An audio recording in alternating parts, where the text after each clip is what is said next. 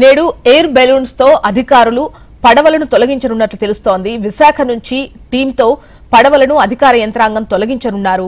నిన్న 6-7 గంటల పాటు పడవలను తొలగించేందుకు సిబ్బంది ప్రయత్నించారు. కానీ పడవలు ఎంతకీ కదలకపోవడంతో విశాఖ టీంను తెప్పించాలని ప్రభుత్వం భావిస్తోంది. అయితే పడవలను కట్ చేసి విశాఖ బృందం బయటకు తీయనుంది. 3 పడవలు కలిపి ఉండటంతో తొలగించడానికి ఇబ్బందిగా మారింది. 120 టన్నులకు పైగా 3 పడవలు ఉండటంతో తొలగింపుకు ఇబ్బందులు ఏర్పడ్డాయి.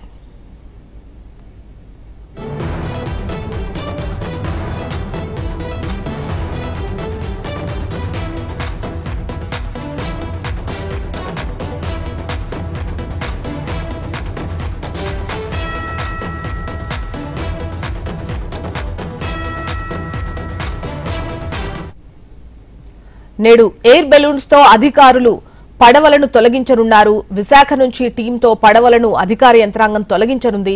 నిన్న 6-7 గంటల పాటు పడవలను తొలగించేందుకు సిబ్బంది ప్రయత్నించింది. కానీ పడవలు ఎంతకీ కదలకపోవడంతో విశాఖ టీంను తెప్పించాలని ప్రభుత్వం భావిస్తోంది. అయితే పడవలను కట్ చేసి విశాఖ బృందం బయటకు తీయనుంది.